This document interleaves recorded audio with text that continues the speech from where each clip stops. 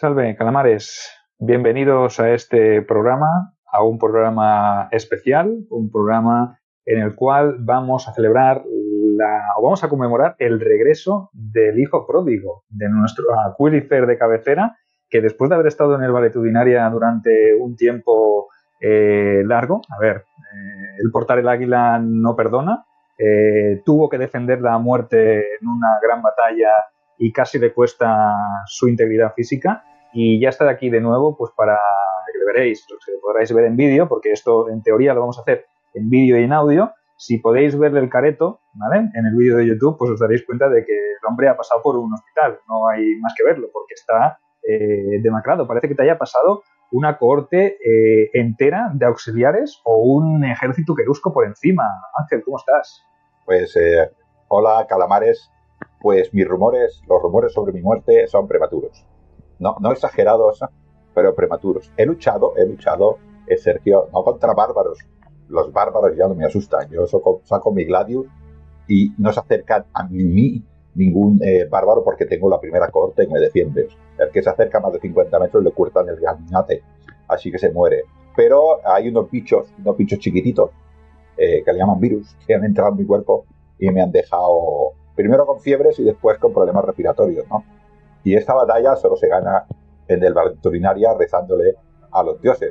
Como nos quieren tanto, nuestro gran Optimus Princeps, Trajano nos ha puesto en nuestro Valetudinaria a un templo a Asclepio y a Higia, y ellos evidentemente me han curado, porque estos médicos griegos no hacen nada. Así que yo, rezándole a Asclepio, rezándole a Higia, voy poquito a poquito adelante. Ya sé que me has venido a visitar muchas veces. Yo te he dicho que te alejes un poco, que ahora eres progenitor de una familia, Sergio, y te tienes que cuidar mucho más que yo. Así que, aunque esté un poquitín pocho, siempre aprendo.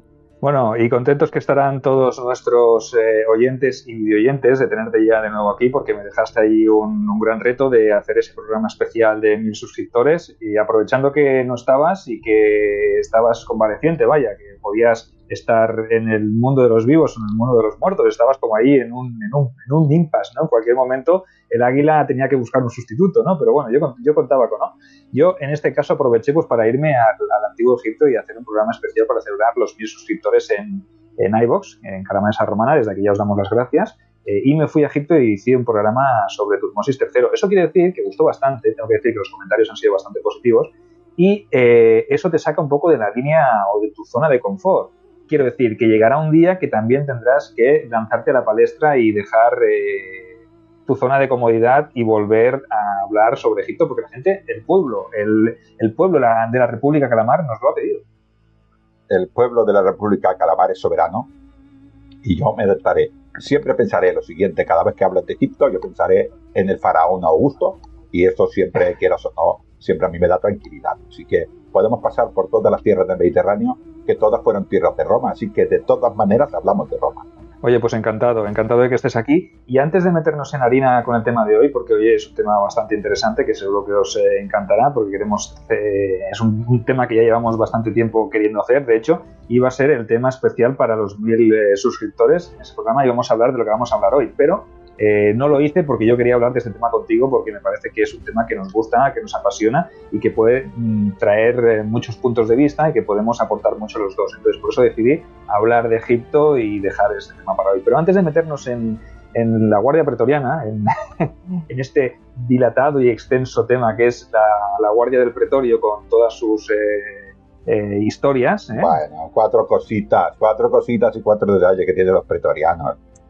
Mala prensa. Correcto, otra vez mala prensa. Pues vamos a cumplir pues aquel objetivo que teníamos pendiente, que era el de regalar el ejemplar de Cautiva del Destino, la ópera prima, el primer libro de Maribel Bofill, que sonó en el programa, en el canal, hace ya unas cuantas semanas. Os dimos de margen hasta finales de mes, pero extendimos un poco más esto, porque este programa va a sonar más tarde. Entonces, hoy, que estamos grabando este programa, no es en directo, evidentemente, os vamos a decir quién es el ganador después de haber hecho el sorteo entre las 16 personas que han participado, entre Calamares a Romana, formato podcast, en iVoox, y Lignum en Roma, porque el programa sonó en ambos canales y evidentemente pues participaron las personas que estaban en los dos programas. Entonces, después de haber hecho el sorteo, pues nos ha tocado el vencedor, el que se hace con el ejemplar, el Luis Martín V. López. Luis Martín V. López, que la fortuna ha querido otorgarle este premio. Entonces, Luis Martín, ponte en contacto con Ángel o conmigo a través de nuestros correos electrónicos, sergioalejogomez@gmail.com o angelportillolucas@gmail.com. Nos das tus datos postales y nosotros los facilitaremos a Maribel Bocí para que proceda a hacerte el envío del ejemplar firmado como habíamos quedado. O sea que enhorabuena a ti por ser el ganador de este gran relato sobre esa época que Ángel lanzó la pregunta. ¿Quién estaba gobernando Roma en aquel momento cuando se produce este episodio que narra Maribel? Evidentemente, el gran Augusto, ¿vale? Que vamos a hoy a empezar también a hablar precisamente del primus inter pares, ¿no? Del gran Augusto, que también tiene, no vamos a decir la culpa, sino que también es el creador o el organizador, más bien ¿no? Estandarizó el cuerpo del cual vamos a hablar, ¿no? Augusto es un grande, el segundo más grande de Roma. Ya sabes que yo soy más de Trajano. Cada uno tiene un emperador favorito, ¿no? Así que correcto.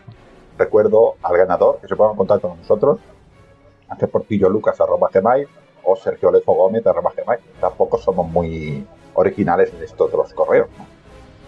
Y vamos al meollo, que es la Guardia Pretoriana. También hablaremos, si quieres, de esta mala prensa, ¿no? Que yo creo que en épocas concretas sí que es merecida, pero en la larga historia de los pretorianos no lo es. Bueno, pues como todo tiene un origen, pues vamos a ese origen, ¿no? Vamos a hablar de cómo se crea, cuándo se crea, por qué se crea, qué funciones tiene esa Guardia Pretoriana primigenia, ¿no? Y obviamente pues nos vamos a nuestro personaje de referencia, a nuestro bien amado, mi bien querido Augusto, ¿no? Que es quizá el que pone el germen. Perdona, Sergio, tú tienes el corazón dividido como yo. Tú estás entre Trajano y Augusto. Las cosas como correcto. Son. No vengas presumiendo. Correcto, pero le he dedicado quizá más tiempo a Augusto. Entonces, quieras que no, pues tengo ahí un amor especial. Aunque hay ciertos aspectos de la vida de Augusto que no me acaban de gustar, pero evidentemente... Le has puesto voz a Augusto en muchos de tus libros y le tienes que tener cariño, normal. Hombre, esa saga de las crónicas de Tito Valerio Nerva me ha acompañado durante 5 novelas, entonces, pues oye, quieras que no, pues uno empatiza, ¿no? Hemos hablado también en otros podcasts, en el podcast de la Biblioteca Perdida, hemos hablado bastante sobre el advenimiento de Augusto, ¿no? De cómo se convierte de niño, de cómo pasa de niño a cónsul y se convierte en el primer hombre de Roma, ¿no? Hay una serie de programas, me parece que son 5 o 6 entregas también, en las que hablé en su día con Miquel Cardamiñana del tema, ¿no? Entonces, sí que le guardo un especial cariño, pero evidentemente no todo lo que hizo Augusto fue limpio. Para mí, por ejemplo, Trajano, el ascenso de Trajano es mucho más limpio, ¿no? Al poder, es un hombre ya mucho más curtido, que por cierto tenemos también que hablar próximamente de tu último libro, que es el joven Trajano. O sea, este paseo por la vida del joven Trajano, de cómo se convierte en hombre, ¿no? Ese paso de la infancia, adolescencia a la... Empieza con 14 años y no sé qué pasa, lo pongo en el libro, es una ficción, ya lo sabemos, pero a las pocas personas, porque es muy nuevo el libro, que han contactado conmigo me han dicho que es bastante creíble, es ficción, pero sí. Hombre, yo llevo ya unas cuantas páginas de tu libro y tengo que decir que me está encantando, o sea que la visión que le has dado es como siempre en todos los libros de crónicas romanas, o sea que en breve, próximamente, cuando me haya podido terminar el libro, hablaremos de él y le dedicaremos un programa porque parece que es un... Volvamos atrás y sí. Trajano no tuvo problemas con la Guardia Pretoriana, fíjate tú, y Augusto tampoco. Así que este fue el creador. Siempre me he preguntado cómo convenció al pueblo romano que creía que era un pecado contra los dioses tuviera armas en el Pomerium. Pues este hombre le metió a una parte del ejército que era la Guardia Pretoriana. Es bestial, vaya animal político. Correcto, y evidentemente pues el concepto, la figura o el nombre de pretoriano deriva de algo tan básico como muchos de vosotros lo estaréis imaginando, que es del pretorio, ¿no? El pretorio era la tienda o el pabellón oficial donde estaba asentado el general, el legado del ejército, ¿no? El legatus del ejército. Entonces, De ahí, de esos guardias personales que custodiaban el pretorio, nacería el concepto de guardia pretoriana o de pretoriano, ¿no?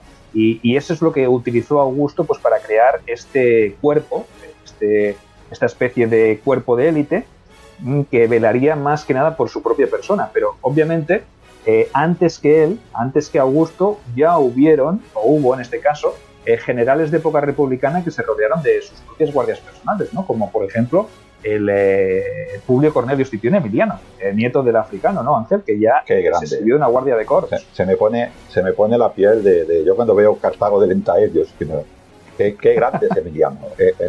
El tercer fundador o el cuarto fundador de Roma, el Emiliano. Sí, este hombre, bueno, todo viene en este caso, todo viene al tema este de los clientes, ¿no?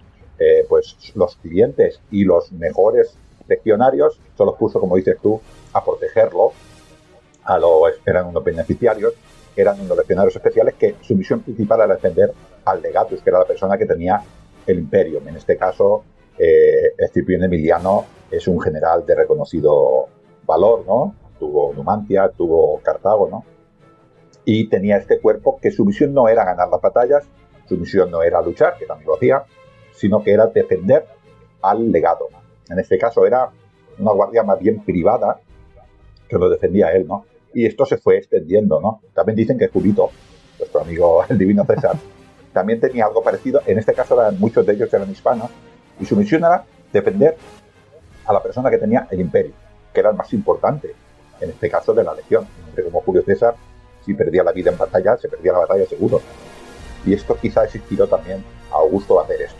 Correcto, la creación oficial del cuerpo de guardia pretoriana se le atribuye evidentemente a Augusto, ¿no? Y bueno, basándose un poco en la tradición, en las necesidades del momento, pues en el año 13 a.C. decide darle forma definitiva al proyecto. ¿Esto qué quiere decir? Que ya llevaba tiempo, imagino, con una guardia privada. De hecho, recuerda tú, Ángel, ten en cuenta que él creó este cuerpo de élite basado o sacando legionarios de las propias legiones y convirtiéndolos en esta guardia pretoriana, pero él ya tenía los custodes germanos, él ya tenía una guardia germana que le acompañaba y que había estado con él, o sea que realmente siguió un poquito el ejemplo de Julio César o de hombres como Pompeyo o como Marco Antonio, que también tenían sus hombres de confianza y que en origen eran bárbaros. ¿Por qué? Sí. ¿Por qué eran bárbaros? Pues porque eran quizá menos corruptibles que un propio romano, ¿no? En sí. ¿O qué, Ángel? ¿Tú qué opinas? Cualquiera se fiaba de un romano, cualquiera se fiaba de un romano, ¿eh? Cuidado con estas cosas. Los estableció fuera de Roma y eran tropas auxiliares. Y la misión era, pues eso, la guardia germana era los que estaban más cerca, los que rodeaban, los que estaban en el Palatio, y cuando él se movía, pues íbamos con ellos. Bueno, quizás dijo, vamos, después de tener a estos hombres, dijo, esto hay que regularizarlo porque otra cosa no hizo, pero reformas. Augusto reformó hasta la forma de las piedras, quiero decir. Esto fue un hombre que reformó todo lo que quiso. A ver, voy a decir una frase. A ver. Reformó hasta la propia reforma. Bien, sí, yo creo que sí, ¿eh? Yo creo que sí. Tuvo buena prensa, porque yo creo que es cierto que la gente le permitió todas estas reformas, que algunas son duras, porque es que Roma lleva 100 años de guerra. Quizás anterior y todo. Hasta que llegó él, que acabó con Marco Antonio, luego vino una paz, al menos interna. En la frontera los limes son otra cosa. Pero Roma conoció un periodo de paz muy largo dentro de Roma, ¿no? Y le permitieron todas estas cosas.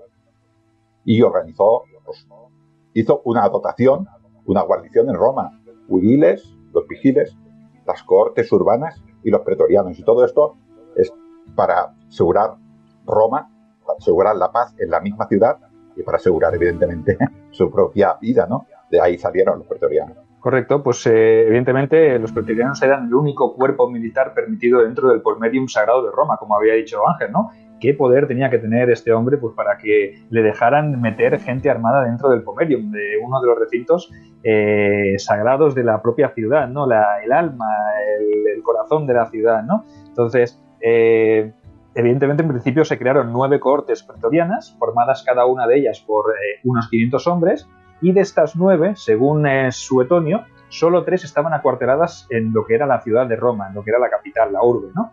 El resto de ellas estaban repartidos por las zonas limítrofes de la capital y además la corte acantonada en la capital disponía de una turma de caballería que patrullaba el pomerium de la ciudad, ¿vale? O sea que con el paso del tiempo se dice que las cohortes pasaron de 9 a ser 12, pese a que cuando 3 de ellas se constituyeron como vigiles, volvieron a ser 9 de nuevo. O sea que es un cuerpo en constante cambio, ¿verdad? Una evolución y se adapta a las funcionalidades y las necesidades de cada momento. Como Roma y como el ejército. A veces parece que sea una cosa estática, pero no, la Roma del siglo I a.C.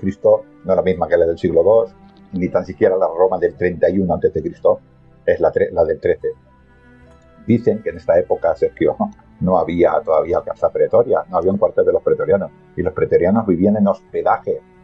Estoy seguro que Augusto, con lo listo que era, cogió 3 o 4 pretorianos de estos y los metió en casa de senadores selectos, los cuales estaban encantados con estos hombres en sus casas, y a ninguno de ellos se le ocurrió hacer ningún complot contra el emperador. Todo esto por buena fe. Llámalo tonto. Otra jugada estratégica de Augusto, ¿no? Que esos pretorianos estuvieran acogidos en casa de sus enemigos o sus hipotéticos enemigos políticos, gente que podría cuestionar que él estuviera quedándose con todo el poder, y de ahí pues el miedo, ¿no? El miedo de tener a alguien que te está vigilando en casa. O sea, que eso es temible. Esa gente tenía que, vamos, yo me imagino a cualquiera de esos senadores diciéndole a su familia, por favor, no digáis nada aquí que pueda comprometerme, que tengo aquí al pretoriano que está con las orejas. Cuando algún senador de estos en la cena dijera algún comentario, como por ejemplo, creo que Augusto se ha pasado subiendo los impuestos, algún pretoriano miraría a la hija Puela y le diría, pues tu hija bonita, ¿no? Se acabaría cualquier, vamos. Y el padre diría, no, sí, está bien subir impuestos porque necesitamos más pretorianos. Hay que pagar más. Sí. Yo pagaría más. Se ha quedado corto Augusto. Pues sí, pero Sergio, Augusto, por desgracia, después del disgusto de Teutoburgo, pocos años después, 5 años creo que duró sufriendo, a la noche soñaba con las águilas de Teutoburgo, murió en el 14 y todo cambia. Correcto, el prefecto de la Guardia Pretoriana por aquel entonces, Lucio Elio Sejano, se convertiría en una persona muy, muy influyente hasta el punto de que tomaría decisiones de Estado, básicamente porque el emperador Tiberio, o sea, el primer emperador, digamos, legal, el heredero de Augusto, no quería ostentar ese cargo, no le apetecía ser emperador y optó muchas veces por irse fuera de Roma, irse a Capri, hacer sus historias. Sus historias raras, que las fuentes también dicen que tenían sus paranoias. No vamos a hablar tampoco de Tiberio en concreto hoy, pero sí que es verdad que Sejano se convirtió en el gobernante de facto de la ciudad de Roma, porque al no estar el emperador, él era el que impartía la ley, impartía la justicia, era el prefecto del pretorio, de los cuales os hablaremos un poquito más adelante. Simplemente os hacemos un pequeño avance, porque él fue el que consiguió que en el año 23 después de Cristo se construyera el Castra Praetoria a las afueras de la ciudad, ¿vale? ¿Y eso qué hizo? Pues le dio a la Guardia Pretoriana un cuartel general, un sitio donde poder hacer y deshacer sin que nadie escuchara o dejara de escuchar. Entonces, eso es un hito histórico. O sea, Sejano, utilizando toda su influencia, pues consiguió que el emperador Tiberio autorizara la creación de este Castra Praetoria, ¿no? Que sería como un cuartel general. Pero, evidentemente, pues Sejano también era un hombre muy ambicioso, sus aspiraciones eran demasiado elevadas y la avaricia personal hizo que fuese ejecutado por orden del mismo Tiberio, aunque eso obviamente pues no fue más que el inicio del papel que acabaría tomando ese cuerpo de élite. Pero bueno, historias aparte, no hay que juzgar, ya lo vamos a decir por adelantado, no hay que juzgar a toda la Guardia Pretoriana, ni a todo el cuerpo, ni a toda la evolución de la historia de la Guardia Pretoriana por prefectos del pretorio en concreto de épocas puntuales, porque estamos hablando de un cuerpo con muchísimos años de historia. Entonces habrá elementos malos y habrá elementos buenos, y en este caso Sejano fue quizá uno de los que más destacó, porque estábamos casi en una guardia embrionaria, ¿no? Al principio de todo, ¿no? Y contarte estas cosas, Ángel. Sí, bueno, es un mal ejemplo del principio. Este Sejano, es verdad que gobernaba Roma con mano de hierro. Tiberio estaba por otras cosas. Livia Drusila parece ser la única persona que hacía un poco de contrapoder. Y El Sejano también era inteligente porque creó Casta Pretoria fuera de Roma, a las afueras, al norte de Roma, que se accedía por 2 puertas, y lo creó allí fuera. Es lo que dices tú, salió de las casas de los senadores, pero la Guardia Pretoriana entró en un cuartel con unos muros de 4 metros y allí podía, pues bueno, hacer las conspiraciones que quisiera sin que nadie interviniera, ¿no? Le dio ese poder Tiberio. Los pretorianos, este Sejano, pues aprovechó su influencia, influenció mucho en el poder de Roma y fue el primer aviso. Pero no fue el único. Poco después, a la muerte de Tiberio, apareció Calígula y aquí ya volvieron otra vez a intervenir. Yo creo, Sergio, quizás me equivoco, que cuando los pretorianos intuían un emperador débil, o al menos no fuerte del todo, ahí sí que tienen influencia. O problemático, que no favoreciera sus intereses económicos. Evidentemente no dejaban de ser soldados, antiguos legionarios que habían sido ascendidos a una posición de élite y que evidentemente esperaban el favor de manera económica, por decirlo de una manera que quede bastante fina, ¿no? Que el emperador les pagara por su protección y por cumplir sus servicios, ¿no? Sergio, era su función de existir. Tener un emperador al que servir. Si al que servía no le servía, pues utilizaban otro. Evidentemente, y eso fue lo que ocurrió con Calígula, ¿no? Que fueron ellos también los que sacaron a Calígula de circulación, porque realmente el malestar general que se vivía en Roma y la situación era bastante caótica, y pusieron a Claudio, que evidentemente también les convenía, o ellos creían que les convenía, ¿no? Porque en Claudio veían una persona también ampliamente manipulable, ¿no? Cuando realmente Claudio era un tipo muy, muy inteligente que había hecho todo por sobrevivir a todo ese momento, ¿no? Lo pusieron ellos, a Claudio lo pusieron ellos, o porque a ellos les interesaba por ser un hombre manipulable, o porque el propio Claudio les dio una jarta de dinero y dijo, ponedme a mí, no lo sabemos. Pero este fue el primer emperador que los pretorianos levantaron y le dijeron al Senado, este será el emperador. Y el Senado, claro, con una guardia armada en Roma, dijeron, y tanto que sí, nuestra voluntad es la misma. Claro, pero Ángel, esto quiere decir, lo que os queremos explicar con esta, o borrar un poco esa leyenda negra, es que no solo mataron o depusieron, sino que también elevaron. Es importante conocer el concepto de que la Guardia Pretoriana no solo tiene el mal karma o la mala imagen, la mala prensa de decir que asesinaba cuando no le interesaba a los emperadores, sino que también favorecía el elevar a emperadores en según qué momentos en los cuales el imperio también atravesaba por una situación crítica. Evidentemente, a lo mejor lo elevaron porque era tan malo Calígula que necesitaban un cambio radical y vieron en Claudio o una persona manipulable o una persona suficientemente inteligente como para gobernar un imperio que en aquel momento estaba bastante tocado porque yo lo veo así, pero a ver, nos podéis dejar en comentarios lo que vosotros opinéis, ¿no? Pero Sergio, si tengo que comparar, si tengo que elegir entre Calígula y Claudio, hay color. Es decir, aquí los pretorianos acertaron. No sé si fueron estas sus intenciones, pero era mejor para Roma Claudio que no Calígula.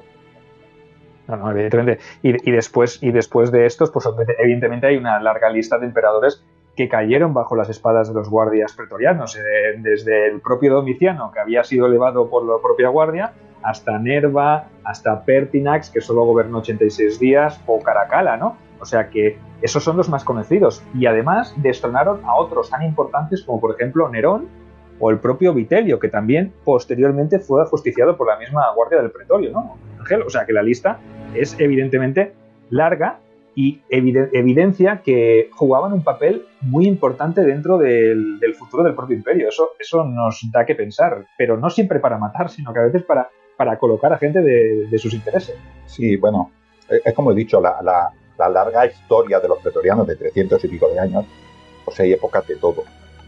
En las épocas de los Pulpo y Aulios no se escucha a los pretorianos. En las épocas buenas de los Julios, pues tampoco. Quiero decir, con Calígula tuvieron algún problema, pero vale. Claro, en la época, por ejemplo, nos has nombrado a Vitelio. Bueno, vale, a Vitelio se lo cargaron los pretorianos, pero las legiones de todos los frentes ponían emperadores. Hubo 4 ese año. Quiero decir que, bueno, los pretorianos eran un cuerpo de ejército, pero ¿qué los diferenciaba de las legiones de Oriente? Que pusieron a Vespasiano, que tiene buena fama, ¿no? Bueno, pues no dejaban de ser parte del ejército romano, ¿no? Estaban en Roma y tenían quizás un poquitín más de maniobra, ¿no? Pero quizás, por ejemplo, Pertinax, este sí que es un hombre que podría haber sido bueno y cayó, bueno, creo que por tacaño, pero bueno, no les dio lo que les dio, pero los otros que has nombrado son emperadores que podríamos denominar de los débiles, o al menos considerados así. A un Trajano esto no le hubiera pasado, ni a un Adriano.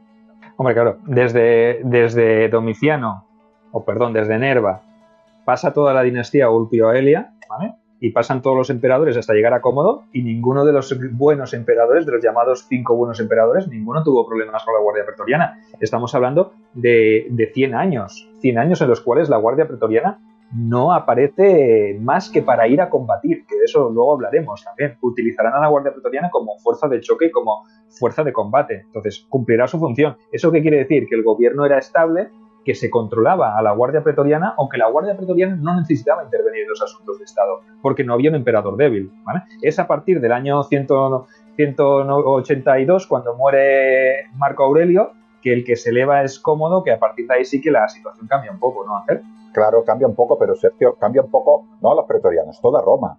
Que al final no deja de ser un síntoma. Septimio Severo, o la dinastía Severa, intenta hacer más o menos lo que puede, pero es el principio del fin. Quiero decir, luego viene la anarquía militar, los ilirios, y esto es un desastre, no por los pretorianos, es que en cada esquina del imperio las tropas ponían a su emperador. Los pretorianos también.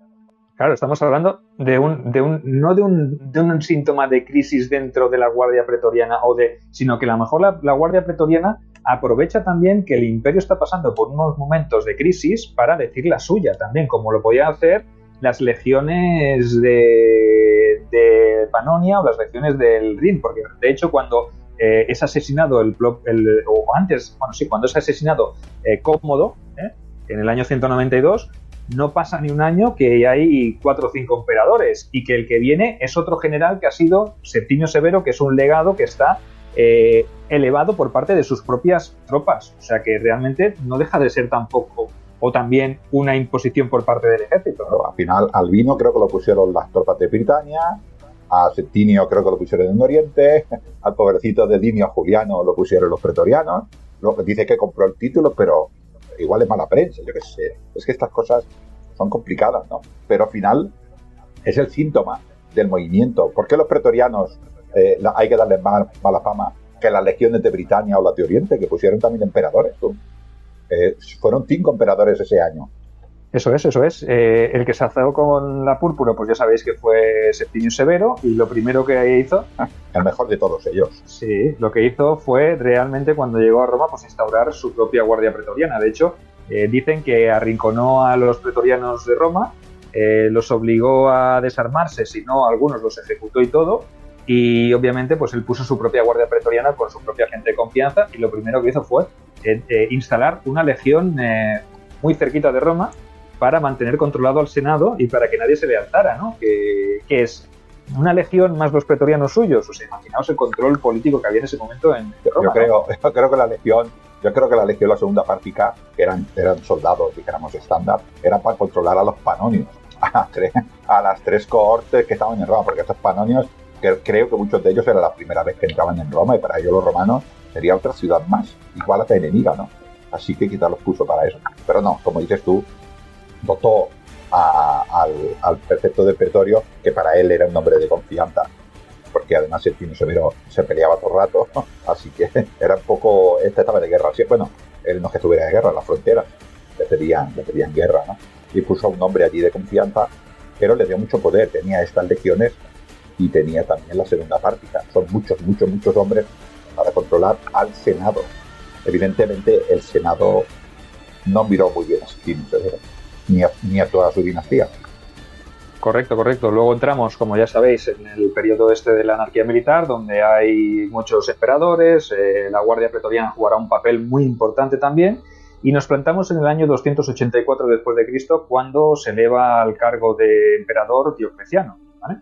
que este sí que asestó un duro golpe a la Guardia. Quizá ya cansado de tanta intriga palaciega, pues decidió que ya era suficiente. Los relega a un segundo plano y a la vez lo que hizo fue crear dos grupos nuevos de guardias personales a los que llamó jovianos y herculianos, en honor al dios Jove y al dios Hércules. Bueno, al semidios, ¿vale? Y los pretorianos pasaron a ocupar un pequeño rincón en la capital, recluidos en lo que sería el Castra Praetoria. ¿Vale? Esto sí que es un golpe de efecto que dejó a los pretorianos como en un papel muy segundón, ¿no? Pero obviamente los pretorianos seguían estando ahí, ¿no? Y obviamente luego... estos jovianos, estos herculianos eran las guardias, porque en la tetrarquía se dividió el imperio en 2 Augustos y 2 Césares, y estos eran las guardias personales de estos, ¿no? Y los pretorianos, como dices tú, pues quedaron allí como la guarnición de Roma, no tenían ya la misión de proteger al emperador, pero aún así eran muy influentes, ¿no? Yo creo que Diocleciano también se hubiera cargado a las legiones panonias, a las renanas, a las de Oriente y a las de Britania, pero no podía porque se quedaba sin ejército, porque la mitad del siglo III es un escándalo. Correcto, y años más tarde, cuando Constantino el Grande, el hijo de Constancio Cloro, se enfrenta a su gran rival Magencio, este último, pues sabemos que cuenta en sus filas con lo que queda de las tropas de la Guardia Pretoriana. Y tras la derrota o tras la victoria de Constantino en Puente Milvio, en el 312, la unidad fue totalmente disuelta y sus cuarteles destruidos para siempre. Y eso sí que supuso un cambio radical en lo que es la estructuración de la Guardia Pretoriana, ¿no? Bueno, este es un poquito el recorrido en líneas generales, porque me parece que es importante que sepáis que en el 312 desaparece y se crea en el 13 a.C. O sea, que imaginaos que son 350 años casi de historia. Es un recorrido muy amplio, ¿no? Como dices tú de la mala prensa, en todo este tiempo pusieron emperadores, es cierto. No creo que pusieran más emperadores que las legiones de Rin o de Panonia. Eran parte del ejército y hacía exactamente lo mismo que hacía la otra parte del ejército, que es poner al hombre que más le interesaba. Pero también durante los Julios y durante los Flavios y los Publios también fueron parte íntegra del ejército y lucharon en primera línea de una manera muy buena. Un fracaso hubo, como también hubo algún fracaso en las batallas de Roma, pero eran la punta de lanza del ejército. Correcto, cuando los emperadores tenían que llevarse a tropas de élite a las batallas, no dudaban en llevarse a la Guardia Pretoriana, o sea que de hecho estaban bien preparados, bien entrenados y contaban con una formación de élite, por eso cobraban más, evidentemente, pero cuando se requería sus servicios sí que estaban allí en primera línea de batalla, ¿no? Y ahora permitidnos que entremos un poquito más a ahondar en la figura del prefecto del pretorio, ¿no? Porque realmente es quizá el elemento a destacar, porque a veces hablamos de que si la guardia conspiraba, que si la guardia asesinaba, pero no era toda la guardia la que hacía eso, sino que realmente los personajes poderosos, los jefes de estos pretorianos, esos prefectos del pretorio, que en ocasiones era uno, en ocasiones eran dos, dependiendo de la situación, pues, oye, también jugaban un papel político muy influyente. Entonces, os vamos a explicar más o menos cómo surge, cómo se crea esta figura, ¿no? Y haremos un repaso por algunos de los personajes más destacados de... Perdona, Sergio, que haga un inciso, pero me acaba de venir, he bebido un poco de té con limón, y me acaba de venir una inspiración. Los dioses ya sabes que son así. El prefecto del pretorio era un ecuestre, y era el máximo cargo que podía tener un ecuestre. Los senadores eran de otro rango, y luego había otros bueno, los plebeyos estándar, ¿no? Era el máximo cargo. Quizás por eso querían tanto este cargo, ¿no? Tenían esto Egipto, verdad que Egipto también era un cargo ecuestre importante, y creo que había 2 o 3 pretorias en los Alpes, muy chiquititas.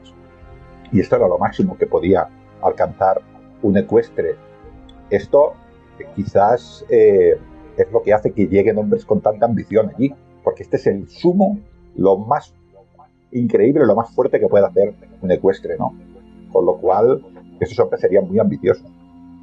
Correcto, el ejemplo de Sejano lo hemos dicho, ¿no? Que Sejano fuera el que estuviera mandando en Roma y fuera el segundo por debajo del emperador. Un ecuestre al mando, dirigiendo a hombres mucho más poderosos que él, que le servían.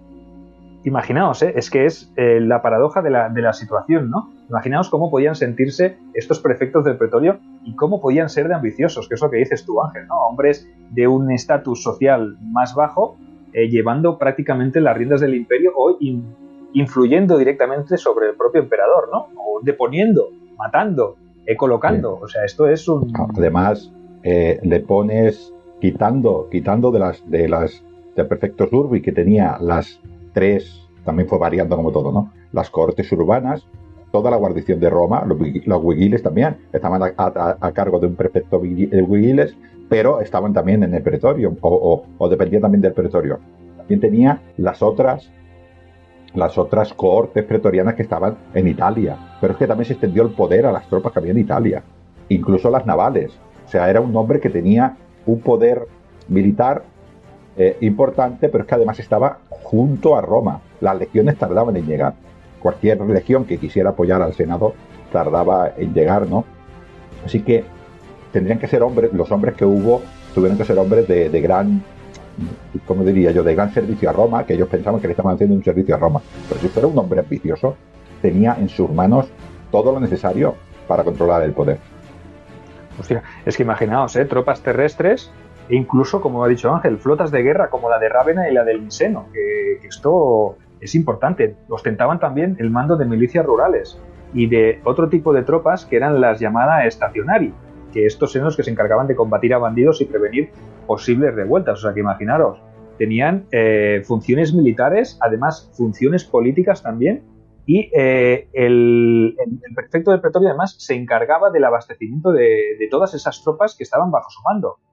Además, en momentos determinados amplía su rango de poder y se le otorgan funciones judiciales, además de juzgar situaciones que ocurrían en el suelo italiano. O sea, tú imagínate el poder que te otorga esto para liquidar a gente y sacarte gente del medio. Es que supongo que la excusa es vas a conspirar contra el emperador y si yo no puedo investigar, si yo no tengo estas funciones de fiscal, juez y verdugo, pues no puedo todo junto, pues no puedo actuar. Y el emperador temeroso le diría, pues adelante, yo quiero vivir bien y salvar mi vida.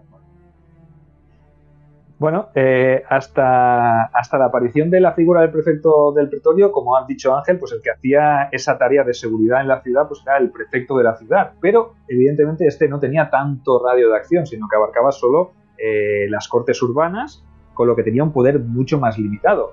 Y obviamente pues con esto nos vamos hasta el momento en el que aparece pues Septimio Severo, que él evidentemente pone a gente de su confianza tanto en la guardia pretoriana como en los cargos de prefecto, y fue Severo el que empezó o quiso cambiar un poco la situación, y lo que hizo fue reforzar la figura de este hombre, y además lo hizo, como hemos dicho antes, instalando a esa segunda legión pártica de manera fija, creada por él mismo en el Monte Albano, a las afueras de Roma, y esa fuerza legionaria lo que haría sería quedar bajo el mando directo del prefecto para lo que él quisiera. O sea que el prefecto del pretorio en tiempos de este buen hombre tenía a sus cohortes urbanas, a sus vigiles, a sus cohortes pretorianas, y además tenía la legión segunda pártica a un tiro de piedra. O sea que imagínate el poder que implica todo eso.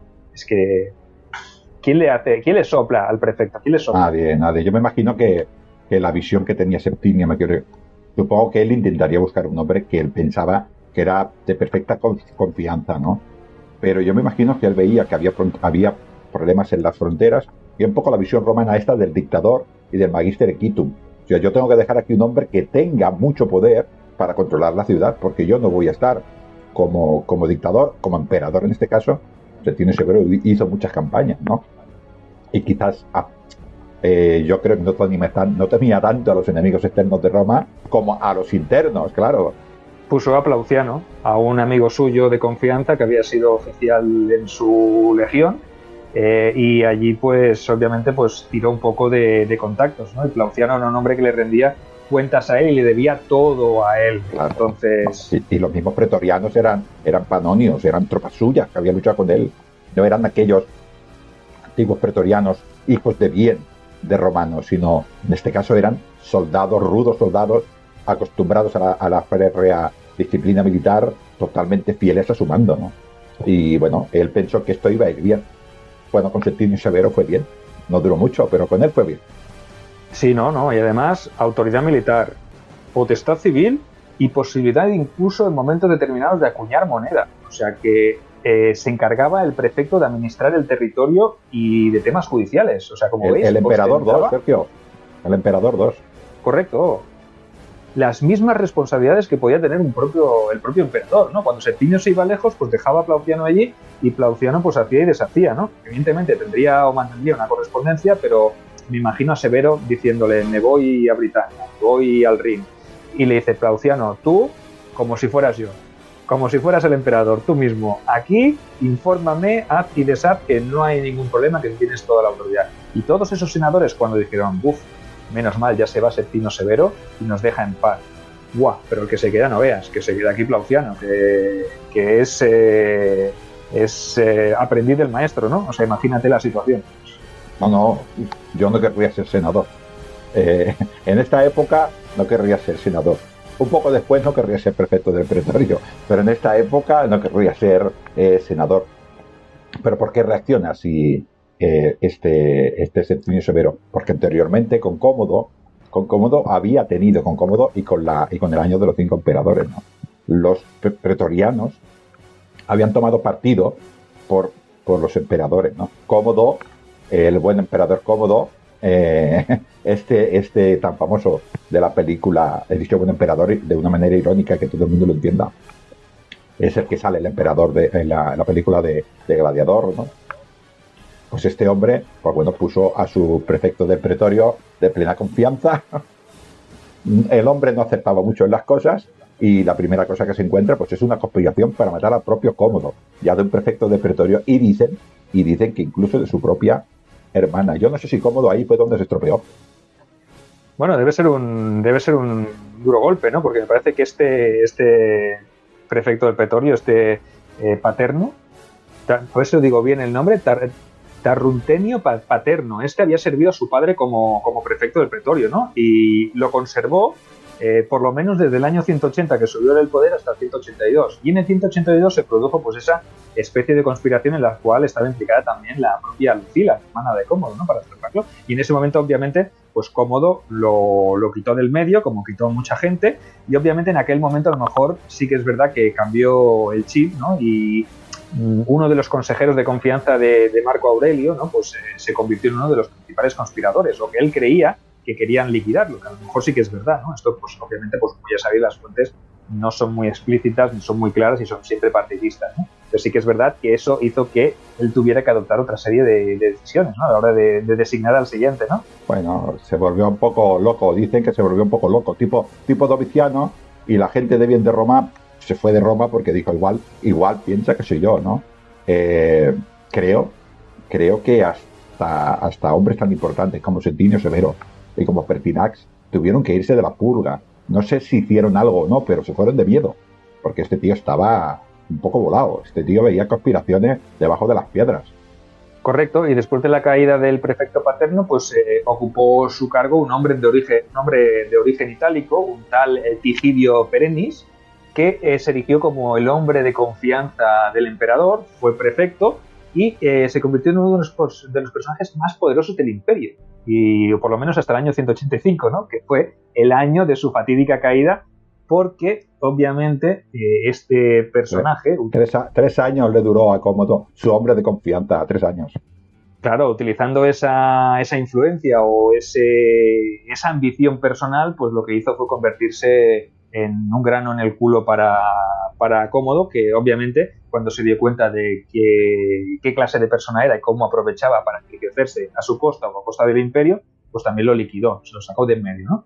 Y obviamente entonces fue peor, porque podríamos decir que ahí sí que se le fue la cabeza del todo, porque Cómodo reaccionó con una excesiva contundencia, lo mandó a ejecutar junto a sus hijos, que también estaban implicados en todo este tema de corrupción, y se dio cuenta de que el error radicaba en el hecho de que un solo hombre ostentara tanto poder. Eso, Ángel, obviamente, fue quizá también una mala decisión, ¿no? Porque dice, sí, si uno tiene mucho poder, se lo doy a dos y siempre habrá uno que será más ambicioso. Se lo doy a dos, a ver si va mejor, y ese va mejor, duró 3 años. También estos pobrecitos pues tuvieron ambición. Es lo que digo, es la época y el emperador este Cómodo, yo creo, es lo que dices tú, en este caso, Cómodo probablemente te estoy viendo desde los hombres importantes de Roma. Cuando tú tienes una persona que está un poco, que es un poco, vamos a entenderlo desde el punto de vista de ahora, dictatorial, pero sabe lo que tienes que hacer para sobrevivir, pues tú te adaptas, no te metes en problemas, intentas aprovecharte pues de la economía o de lo que sea. Pero cuando tienes a un hombre que no sabe si un día va a desconfiar de tú, te va a matar, o va a matar a tu familia, o que no sabes qué hacer para seguir viviendo, pues al final suceden todas estas cosas, ¿no? Además, no tendría la sensación Roma de ningún tipo de control de Cómodo, porque era un hombre que probablemente actuaba pues así, pues ahora ha matado a la familia, ahora ha matado a este senador me ha dicho algo malo, lo mato, o yo creo que me está conspirando contra mí, lo mato, y claro, nadie sabría qué hacer para seguir viviendo, ¿no? Pues pasan todas estas cosas siempre. Correcto, así que decidió colocar 2 prefectos para que se repartieran las funciones en el cargo, y este biprefectado, ¿vale? Se mantuvo vigente hasta el año 189, es decir, del 186 al 189, momento en el que ascendió al cargo un liberto llamado Cleandro. Y este Cleandro, bueno, fue un personajazo, fue un crack. Se dedicó incluso a vender cargos políticos, bueno, entre otras malas praxis. O sea, eso es muy romano también, vender cargos políticos. Hizo lo que vio. Correcto. Se granjeó muchísimos enemigos, más de los que debiera a un liberto, y, hombre, a cabo de poco tuvo incluso lugar una revuelta popular que acabó con su propia ejecución. Cleandro fue ejecutado, le sucedería un tal Julio Juliano, que pasó sin pena ni gloria. ¿Sabes? Este no sabemos qué hizo porque pasó por allí. Poco. Juliano dejó paso a un personaje que sería fundamental en el destino de Cómodo, un tal Quinto Emilio Leto. Bueno. Y es que este Leto estuvo poco tiempo en el cargo, pero... A ver, voy a averiguar. Leto miró el historial y dijo, en los últimos 10 años han muerto 14 y yo no voy a ser el siguiente. La culpa la tendrá el emperador. Y así se acabó Cómodo. Correcto. Leto participó en la conspiración que acabaría con la propia vida del emperador Cómodo. ¿Vale? No lo hizo solo, evidentemente, tampoco fue el brazo ejecutor. No, Pertinax no tuvo nada que ver. Bueno, dicen que fueron muchos los que instigaron a formar parte, le instigaron a Leto a formar parte de la trama, porque evidentemente había muchísimos senadores que estaban ahí metidos en el ajo, ¿no? Dicen las malas lenguas que estos que decidieron acabar con Cómodo decidieron que el emperador nuevo tendría que ser Elvio Pertinax, del cual dicen que no estaba al corriente de la trama. No. Un alto cargo, un alto general, un general prestigioso, como lo sabía, amigo de su padre, vamos, que había salvado a Marco Aurelio 700.000 veces en la guerra marcomana, no sabía lo que sucedía. Pobrecito, pasaba por allí. Bueno, también duró poco, con lo cual tampoco sabemos si no lo aprovechó mucho. Pero vemos que todos estos tumultos de la Guardia Pretoriana, vuelvo a repetir, suceden cuando hay inestabilidad. Ahora que tenemos aquí la máxima inestabilidad, tenemos a Pertinax, que casualmente muere, y aquí tenemos esta bonita venda que dicen, ¿no? Que Didio Juliano, pues dicen, yo lo he oído así, Sergio, que se fue al pretorio, a la puerta, los pretorianos habían cerrado la puerta con llave y dice, cuidado, a ver qué es lo que pasa, y este hombre dice, oye, que yo quiero ser el próximo emperador. Y aquellos dentro de broma le dijeron, pues nos va a dar 1 billón de sestercios a cada uno. Y dijo, vale, y un pretoriano que estaba en la puerta, de guardia de puerta, le dijo, oye, has pedido 1, pide más, porque este tío, 2, y dijo, 2. Y al final, pues le dio, a cada pretoriano le dio 2 millones de sestercios. Y aquellos dijeron, pues tú eres el mejor emperador que puede haber para Roma de toda la vida. Y lo dijeron de emperador. Así fue, Pertinax murió, en extrañas circunstancias también. Bueno, pues con Pertinax muerto, Didio Juliano, que se postró a los pies de Septimio Severo cuando Septimio entró con las legiones en Roma, ¿no? Sí. Pues nos encontramos en un periodo de mucha inestabilidad, y en esta época de transición, pues otros hombres ocuparon la prefectura relevando a Leto, que obviamente pues Leto pasó a mejor vida, y los más importantes fueron, como hemos dicho, Plauciano, el amigo personal de Septimio Severo, que ocupó el cargo durante bastante tiempo, y Papiano, que le sucedió o que incluso compartió durante un tiempo el mando de la guardia del pretorio, ¿no? Estos hombres, se dice que de Plauciano y Papiano, que fueron Papiniano, fueron hombres versados e intelectuales de su tiempo. Y cuando Severo murió en York, allá por el año 211 después de Cristo, y le sucedieron en su cargo sus dos hijos, Caracalla y Geta, ya todos sabéis cómo acabó la historia entre los hermanos. ¿Se sabe, Sergio, algo de la Guardia Pretoriana durante el reinado de Septimio Severo, que fue un emperador fuerte, quizás el último fuerte de ese siglo, bueno, hasta Diocleciano, el último fuerte de este siglo, bueno, Aureliano también. Pero bueno, dijéramos aquí que es el principio del mal, ¿no? Tampoco pasó nada. Es un emperador fuerte que al comando férrea Roma funcionó relativamente bien.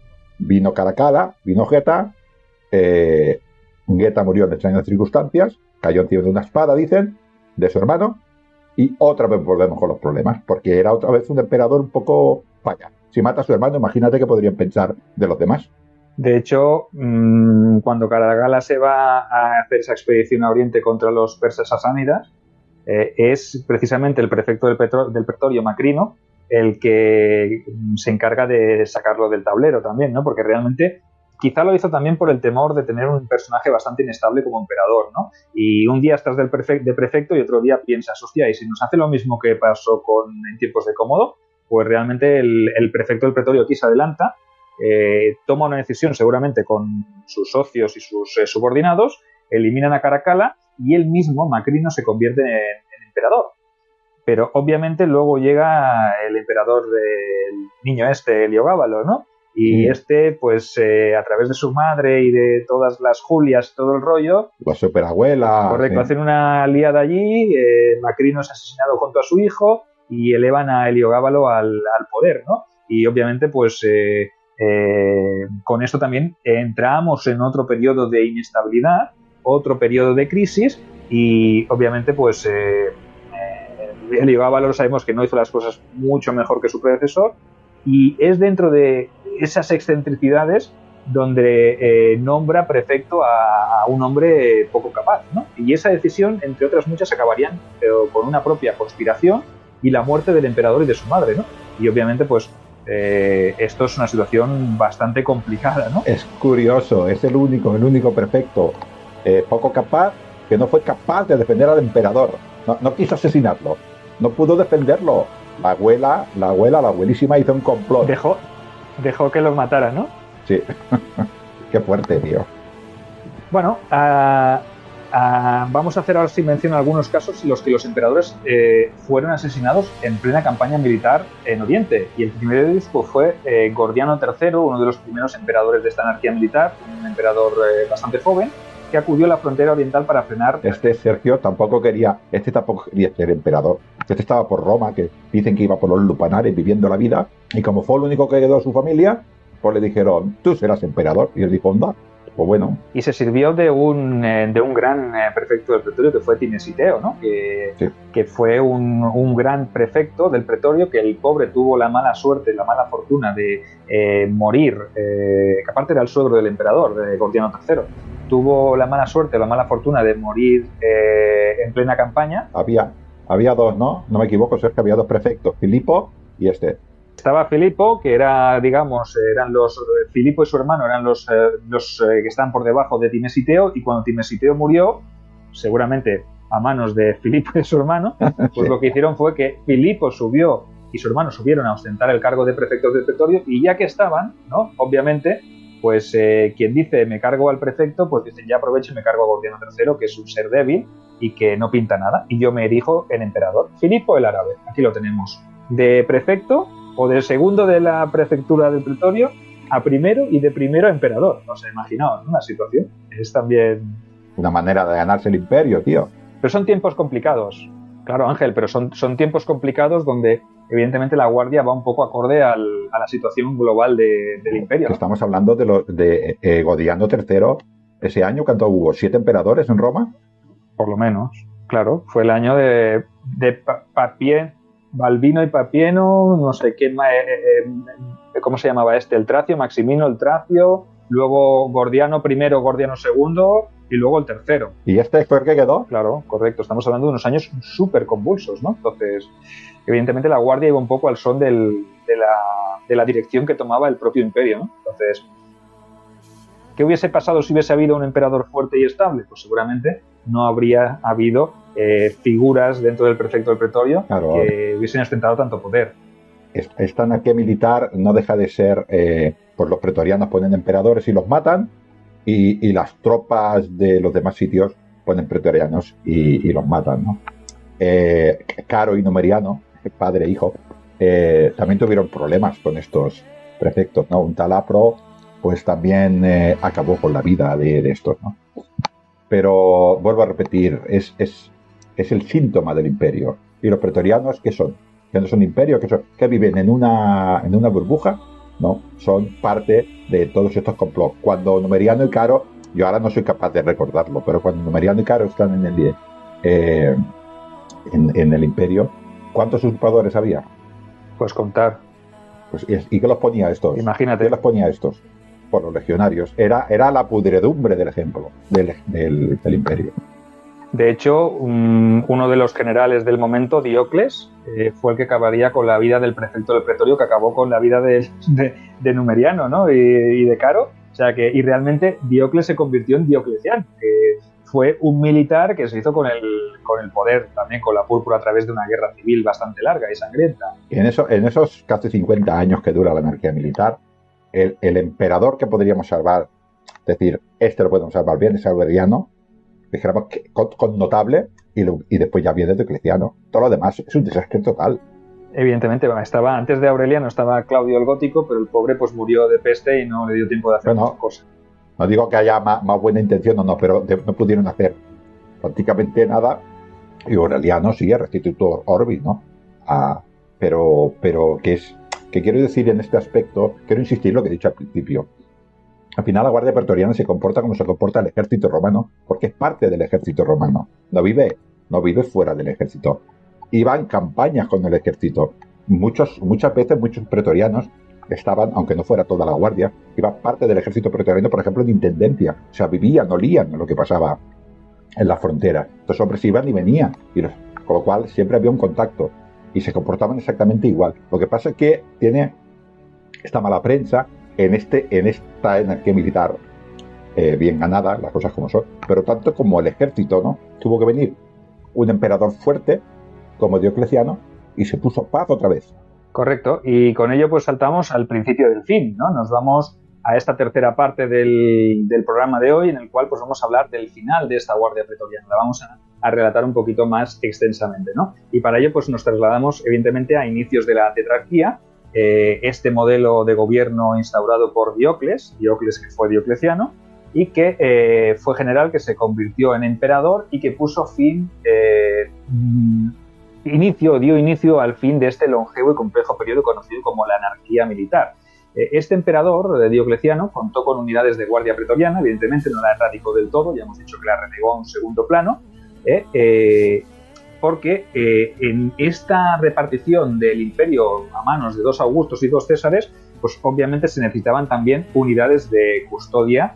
Hemos hablado de los jovianos y de los herculianos, pero también tenían que tirar de los pretorianos, ¿no? Pero también aparece una unidad aquí importante que a lo mejor hemos pasado un poco por alto, Ángel, pero que son muy importantes porque forman parte también de la custodia de los emperadores, que es otro cuerpo de élite vinculado estrechamente a la figura imperial, que es los equites singulares Augusti, que yo creo que yo sé que estos a ti te gustan mucho, porque son jinetes auxiliares elevados a la categoría de singulares, ¿vale? Por su lealtad, y que forman parte podríamos llamarles como la parte montada de la Guardia Pretoriana, ¿no? Porque pese a no ser pretorianos en esencia, sí que comparten la posición de ser custodios de la figura del emperador, ¿no?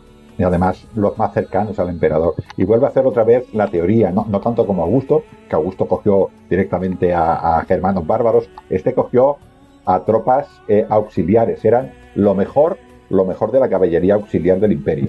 Y estos los llevaban allá a Roma y eran los que realmente eran la guardia más cercana al emperador. Ya el emperador, como pueden ver, se fiaba poco de los romanos de pro, por eso tenía a estos hombres. Y estos hombres, evidentemente, no tengo el dato, pero probablemente un soldado auxiliar servía 20 años para conseguir la ciudadanía romana, estos cobrarían más y serían romanos antes, con lo cual eran gente agradecida. Esto es también muy, muy importante a la hora de saber, ¿no? Lo que has dicho de Diocleciano es muy importante también entender que Diocleciano dividió el imperio en dos, con dos sucesores. Era administrativamente solamente un imperio, ¿no? Pero bueno, había dos Augustos y dos Césares. Militarmente sí que había cuatro partes. Y al poner estos pseudo pretorianos, que ya eran entonces, a cada uno a guardar a una parte del emperador, de un emperador, ya primero se los dividió. Y segundo, el poder, ya en esta época, Sergio, podemos estar de acuerdo que ya no estaba tanto en Roma, estaba más en las fronteras, con lo cual los pretorianos ya tampoco tenían tanto poder para esto. Correcto, y además los pretorianos, pues podemos decir que se les podía usar en campañas militares, ya lo hemos dicho antes, y en tiempos de Diocleciano y sus sucesores inmediatos sabemos que participaron los pretorianos en algunas de estas campañas, ¿no? El mismo Diocleciano los usó como parte de su ejército en la guerra civil que libró contra Carino en el año 285 para hacerse con el poder. Y una vez obtenida la victoria, el nuevo emperador se encargó de reorganizar a la guardia y algunas unidades quedaron destacadas en la parte occidental del imperio, mientras que otras las llevó a la guerra, a los frentes, ¿no? Sabemos que mantuvo las 10 cortes tradicionales para no perder la esencia de la unidad y que eran hombres valerosos y bien entrenados, así que no era lógico deshacerse de ellos. Hubiese sido también una tontería, ¿no, Ángel? Hombre, liquidarlos o matarlos, porque evidentemente los podía reaprovechar, ¿no? Estamos hablando que eran hombres que dentro de las filas de los pretorianos había soldados, pero había toda una serie de cargos intermedios que eran especialistas, por ejemplo, en intendencia, especialistas en logística.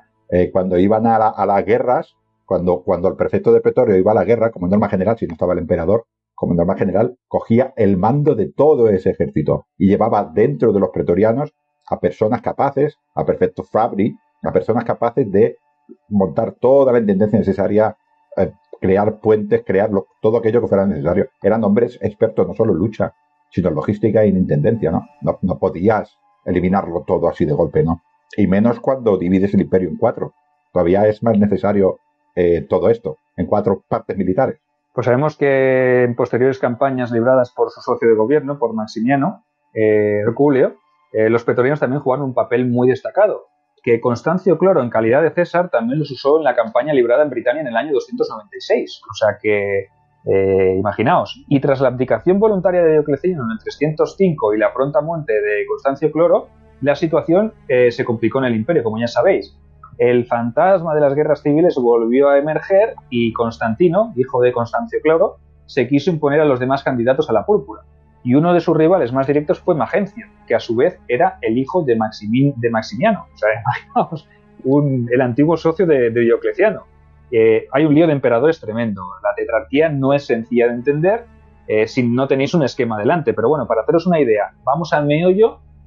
Y en este punto es cuando Constantino ataca a Magencio, que estaba en Italia, y obviamente los pretorianos, que estaban en Italia, acantonados en Roma, en sus alrededores, declararon su lealtad a Magencio, que obviamente pues seguramente Ángel pues les pagó un buen precio, porque se podían haber pasado a Constantino también. Sí, pero todos parece que todos se pasaron, los que estaban también hemos hablado de la tetrarquía y estaban divididos los pretorianos, todos fueron con Magencio, ¿no? Bueno, dinero... ¿Lo veían superior? Lo verían superior, sí, no sé. No lo sé. Hombre, después lo que hizo la batalla del puente no me parece muy inteligente. Pero bueno, eso no lo sabían después. Claro, a toro pasado todos somos... A río pasado todos somos constructores de puentes, que se dice, ¿no? Correcto. Pero no lo sé. Igual fue el grupo que pensó... No lo sé muy bien. Bueno, la cuestión es que esa deserción queda poco clara en las fuentes y Magencio pues, se hizo fuerte y consiguió atraerse a su causa a todos los pretorianos, los suyos y de los del otro César, ¿vale? Más que atraerlos, pues obviamente le hubiese venido muy bien, ¿no? que se deshicieran del propio Constantino, porque le hubiesen ahorrado un gran problema, ¿no? Pero bueno. Hombre, la muerte, un problema no, la muerte. Sí, sí. Correcto. El prefecto de la guardia de ese momento sabemos que fue un tal Volusiano y que había llegado a estar incluso en el norte de África intentando aplastar una sublevación que ponía en grave riesgo el tema del suministro de grano en la capital, ¿no? O sea que en este momento había una amplia integración de estos pretorianos en la órbita personal del propio emperador o el autoproclamado emperador Magencio, ¿no? O sea que por lo menos habían elegido a alguien en el que ellos creían, que esto también es muy importante, ¿no? No se fueron con él pues porque les pagara más o menos. Posiblemente sí, pero no solo por eso, que quizá creyeron en él pues como un posible candidato a unificar el imperio y a imponerse a un Constantino que por aquel entonces no tenía un poder total, sino que todavía estaba incluso Licinio en la parte oriental del imperio, ¿no? Todavía estaba la cosa un poco por decir. Magencio, el volusiano, hace un movimiento perfectamente lógico, que es intentar asegurar el grano de África, pero si no Roma cae sola. Y correcto, como hemos dicho, un prefecto de pretorio capaz, pues hizo y recuperó eso para Roma, así que en principio todo iba bien para Magencio, ¿no? Pero Constantino se ve que se cabreó y dijo, para Italia, todo. Y no sé si es el 312 por ahí, marcha y dice, esto se va a acabar. Magencio y tú y yo nos vamos a ver en el campo de batalla. Correcto, y en una primera batalla, pues los pretorianos sabemos que fueron vencidos cerca de Verona, y el prefecto que los dirigió en aquel momento, Ruricio Pompeiano, cae en batalla y el camino de Constantino hacia Roma pues queda muy libre de obstáculos, ¿no? Y Magencio, lejos de defenderse tras las murallas gruesas de la ciudad, sobre esas murallas aurelianas, lo que hace es buscar batalla en campo abierto y se enfrenta directamente a Constantino, y ese enfrentamiento pues se produce, como ya sabéis todos, en la batalla mítica y famosa del Puente Milvio. En este punto hay que dejar constancia de que Magencio, pienso yo, que erró a la hora de elegir el punto en el que combatir, sí, ya que dejó a sus espaldas el Tíber, con el riesgo de que suponía eso, ¿no? Imagínate, Ángel, ¿no? Si te tienes que retirar, que es lo que ocurrió en aquel momento precisamente cuando Constantino le dio pal pelo, pues cuando se retira se encuentra que tiene el puente atrás, tiene el río y el puente, ¿qué pasa con ese puente, no? Que el puente se destroza del paso de tanta gente y tantos hombres que se están replegando, ¿no? Un puente de madera, me parece que había construido para el momento ese, que se derruye, se cae y arrastra a todos los hombres que había, incluso el propio Magencio dicen que se ahogó en ese cruce, ¿no? En esa huida, en ese repliegue. Sí, parece tácticamente un poco, bueno, lo que dices tú, iría de sobrado.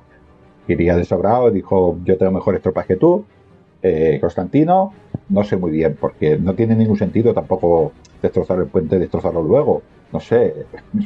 Claro, porque destruye el puente de piedra, ¿no? El puente Milvio lo destruye y construye uno de madera para decir, y si me tengo que replegar, pues replégate por el de piedra y métete tras los muros de la ciudad. Claro, y ¿cómo entra a Roma luego? Yo no sé si hubiera podido entrar en una ciudad como Roma defendida por unas buenas tropas.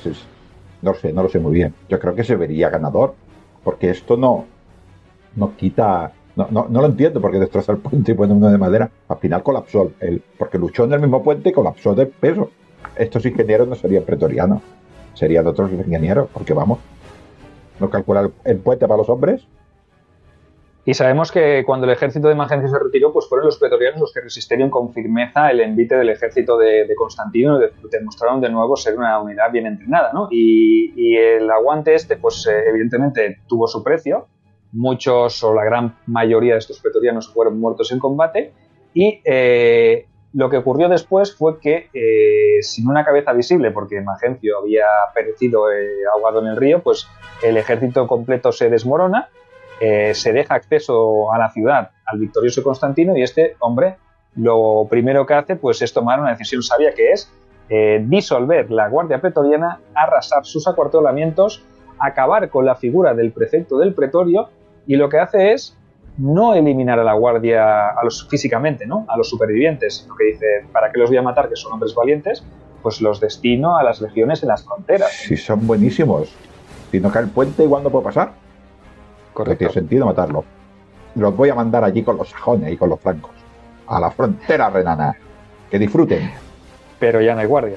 No. Ahora sí que en este año 312 asistimos al final, ¿no? A un principio que venía en tiempos de Diocleciano y que aguanta la guardia pretoriana desde el 285 hasta el 312, donde es totalmente extinguida este cuerpo, ¿no? Que había nacido en el 13 a.C. Vaya historia, ¿eh? Sí, pero ¿qué te iba a decir? Desaparecen los pretorianos, pero hay una frase que dice Rosa con cualquier otro nombre. quitan a los pretorianos y ponen a las escolae palatinas, ¿no? No es exactamente lo mismo, pero... Correcto. Es otro tipo de guardia, ¿no? Fueron unos cuerpos de élite, ¿no?, que también emergieron, estas llamadas Escolae, que al ser asignadas al Palatium Imperial, al palacio, pasaron a ser denominadas las Escolae Palatinae, ¿no? Y estas Escolae pues no eran tampoco de nueva creación, sino que ya existían en tiempos de Diocleciano, estaban vinculadas estrechamente al emperador, y es por ello que sabemos que algunas de ellas eran incluso de origen germano, ¿no? Y en este caso se puede afirmar que mejor contar con hombres de origen bárbaro extranjero que no con aquellos que tenían la ciudadanía romana, ¿no? Entonces se dibuja un nuevo escenario con una nueva guardia y sin la guardia del pretorio, ¿no? Creo que esto yo lo averiguó con César, yo lo averiguaron con los hispanos y la devotio hispana, ¿no? Ya se dieron cuenta de que casi mejor gente de fuera para defenderse. Es cierto que estas tropas palatinas no eran exactamente pretorianos, porque no crearon ese cargo, no existía ese cargo intermedio, ¿no? Eran directamente mandados por el emperador. Había un hombre de paja, pero era más bien administrativo, no tenía ese poder. El emperador los controlaba, ¿no? Aparte de que, como dices tú, cada emperador se dotaba de sus propios bárbaros para su propia defensa. Correcto. De dentro de estas Escolae Palatinae pues existía un grupo de elegidos, que eran los más leales y cercanos al emperador, que recibían el nombre de candidati, ¿no? Y eran una cuarentena y se encargaban de la seguridad personal del hombre que gobernaba el imperio, ¿no? Y existe también otro cuerpo importante y vinculado a la protección de los emperadores, que fue el de los protectores, ¿no? Que estos ya venían también de tiempo atrás, incluso de antes de la tetrarquía. Cuando Constantino fue proclamado emperador, pues estaban por encima en rango por encima de las Escolae, ¿no? Pero a diferencia de estos últimos, los protectores, llamados ya protectores domestici, se encargaban exclusivamente de la seguridad del emperador cuando estaba en su corte, ¿vale? Y el cuerpo estaba dirigido por el comes domesticorum, y su influencia era algo también a tener en cuenta, ¿no? Entonces, estos cargos pues evolucionan de la guardia pretoriana, pero intentan romper con el apego político, poner hombres que estén tan cerca del poder y que lo tengan tan a mano, y todos estos cuerpos ya dependen directamente del emperador, porque los emperadores se dan cuenta de que no se puede repetir una situación similar, ¿no? Entonces ya no buscan a alguien a quien cederle dos poderes, no, todas las decisiones pasan por mí. Claro, estos comes domestici tendrían influencia evidentemente política porque estaban en la corte, pero no tenían un cuerpo de ejército grandioso para poder ejercerla. Era sencillamente porque eran amigos del emperador, y cualquier amigo del emperador tenía que tener influencia, ¿no? Pero su misión era sencillamente defender la vida del emperador, y ese era su ámbito. No tenía poderes judiciales, ni políticos, ni militares fuera del palacio, en el caso de los domestici estos, ¿no? Bueno, se trataron luego estas escolas palatinas, pues se fueron fuera y eran tropas de élite que luchaban con el emperador, ¿no? Era una mezcla de las dos, pero o sea, le quitaron ese poder a estos comes domestici, este poder político y este poder judicial, ¿no? Ellos tenían el mando ejecutivo sobre esas tropas y ya está. Me parece que en tiempos de nuestro amigo el Magister Militum Flavio Aecio, en la batalla de los campos cataláunicos, los únicos ejércitos o tropas romanas que hay en el ejército de Flavio Aecio son las Escolae Palatinae, o sea que no había más tropas que servir. Todo el demás ejército de Flavio Aecio estaba compuesto por bárbaros, por godos, por burgundios, por toda clase de alianzas de pueblos que habían sido foederati, ¿no? Entonces, imaginaos, ¿no? Que un ejército romano a principios, primera mitad del siglo V, o pueda contar solo con las Escolae Palatinae, ya nos da una clara imagen de cómo estaba el panorama en aquel momento, ¿no? Pero bueno. Limitanei no había, Comitanesis tampoco, y solo quedaban pues las tropas de interiores, móviles, rápidas, pero que eran ya directamente al mando del emperador. Todo lo demás estaba ya destrozado. Pobre Roma. Pero estamos hablando de muchos siglos después, ¿no? Esto es Constantino, final de la tetrarquía. Quiero decir que a Roma todavía le quedan unos cuantos siglos de angustia. ¿Para qué lo vamos a decir, no? Pero bueno, así como acaba esta historia, estos pretorianos, o estos pseudo pretorianos, también se integran en el Imperio Romano de Oriente, y que más o menos tiene la misma estructura. Estos comes domestici que controlan a las tropas que custodian al emperador. El emperador tiene un cuerpo muchísimo más pequeñito, elegido probablemente por él mismo, que es el que le protege realmente, y ya no existe esta figura poderosa con poderes militares, políticos, sociales, que porque esto, seguramente un prefecto de pretorio de la época de Filipo, pues podía decirle, pues ahora al prefecto de la nona, ahora no repartas trigo. Y se lo permitía su poder, ¿no? Esto ya no pasaba. Bueno, en Oriente nos encontraremos con los excubitores y con el comes excubitores, que sería pues más o menos lo mismo que el comes domesticorum y que estos guardias más domésticos, ¿no? Como dice la palabra, ¿no? Doméstico, que es el que vigila la domus, ¿no? Que vigila la casa, el palacio imperial, ¿no? Entonces, esta es la historia de la guardia pretoriana que os hemos querido traer hoy, que quería traerla con Ángel porque realmente, como habéis visto, ha sido un programa bastante extenso, bastante largo y con muchos detalles, con muchos aspectos que seguramente no hemos explicado todo con sumo detalle, que hay muchas más cosas que relatar, pero oye, nos dejáis en cualquier pregunta, cualquier duda en comentarios, pues los seguimos respondiendo porque ya sabéis que contestamos o respondemos a todo. Hay que tener en cuenta que son 300 y pico de años. En resumir esto, pues no está bien. Yo creo que el primer prefecto conocido, que es Sejano, conocido de mal rollo, ¿no? El Sejano es un rara avis en esa época. Pasa luego con Calígula, emperadores malos. Hay una estabilidad relativamente importante. Bueno, la guerra de los 4 emperadores con Vespasiano. Pero luego tenemos una estabilidad enorme hasta Septimio Severo. Septimio Severo solo es una pausa. Y luego ya pues los pretorianos imitan al ejército romano. En aquella época, la anarquía militar, ponían emperadores en Britania siempre ponía un emperador, un usurpador, perdón, y luego pues se iban rifando entre el frente renano y en Panonia, pues ellos iban, ahora ponlo tú, no, ahora lo pongo yo, y en Oriente, y los pretorianos hacían lo mismo. Es cierto que, claro, como estaban cerca del emperador, les era más fácil matarlo haciendo cualquier cosa, por ejemplo, sus necesidades. ¿Qué pasó con algún emperador? Caracalla, creo que a Caracalla lo mataron. Pues esto, ¿no? Y luego, pues al final ya, pues Diocleciano y Constantino, que para mí son la misma, la tetrarquía es un paso intermedio para hacer lo que hizo entre Diocleciano y Constantino, arreglaron el Bajo Imperio y nace una nueva Roma. Ahí desaparece la Guardia Pretoriana porque ya no es necesaria. Correcto, y si queréis saber más de la Guardia Pretoriana, pues en YouTube tenéis un vídeo que hicimos con una charla con Arturo Sánchez Sanz, ¿sí? El autor que escribió una obra dedicada, un ensayo dedicado a la Guardia Pretoriana.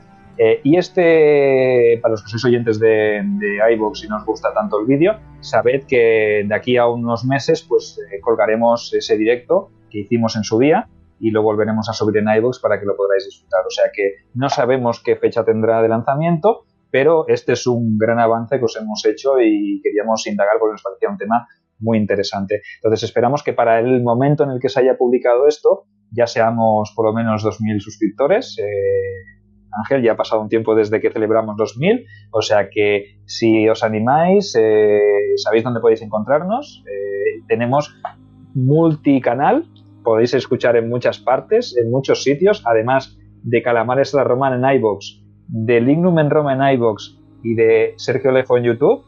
Tenéis también, nos podéis escuchar en la Biblioteca de la Historia, con Gerión. Nos podéis escuchar en la Biblioteca Perdida, con Miquel Vikendi y Pello. Nos podéis escuchar también en Velum Martis con Paco, con Francisco García Campa. Sonamos también a veces en Victoria Podcast, con Antonio Gómez, con Félix Lancho, con María. Tenemos un montón de canales donde nos podéis ver y escuchar. O sea que si no sois fans nuestros ya, es porque no queréis. Y os podéis suscribir al programa de fans y apoyar a este canal en iVoox o en YouTube. Podéis hacer aportaciones mensuales para ayudar a que la República Calamar se convierta en imperio, o para financiar una Guardia Pretoriana, ¿no? No, mejor no. La Guardia Pretoriana vamos a dejarla porque somos dos dictadores y no hace falta Guardia Pretoriana. ¿Sabes qué pasa? Somos las órdenes que dictamos a nuestra voluntad son tan buenas que el pueblo está de acuerdo. Con lo cual los calamares no necesitamos defensa. O nos buscamos unos custodes germanos de unos equites singulares o... ¿qué? Tampoco te gusta la idea. No. Unos íberos. Es que yo la única cosa que quiero buscar es calamares que no saben que son calamares y que se inscriban en el canal de Calamares a la Romana, ¿no? Y que pase también por Lindum en Roma, que allí le llamo amigos del Mediterráneo. El mar Mediterráneo es el mar de los calamares, pues no hay nada más calamar que el Mediterráneo. Oye, pues ya sabéis, hecho este llamamiento, os deseamos que seáis muy felices, que seáis calamares todos, y desde aquí os lanzamos un gran autoabrazo, y veis que Ángel está ya casi recuperado del todo, y en breve volvemos a los campos de batalla a luchar por la República y por el Imperio Calamar. A todos los frentes. Sed muy felices, cuidaros mucho y, como dice el etrusco, luchad por vuestros sueños.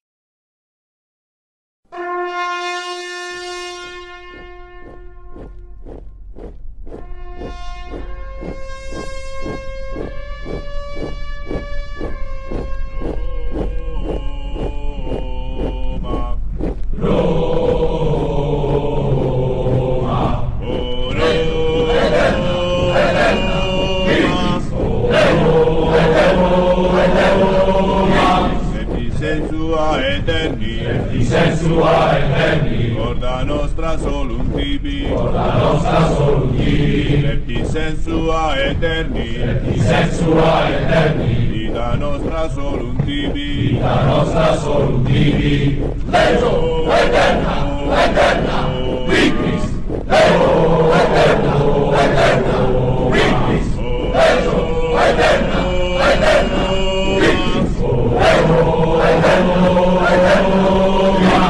Fermentes tos alibia, volat aquila legionu, supra terra Britanorum, volat aquila legionu, Leo eterna, victis, Leo eterna,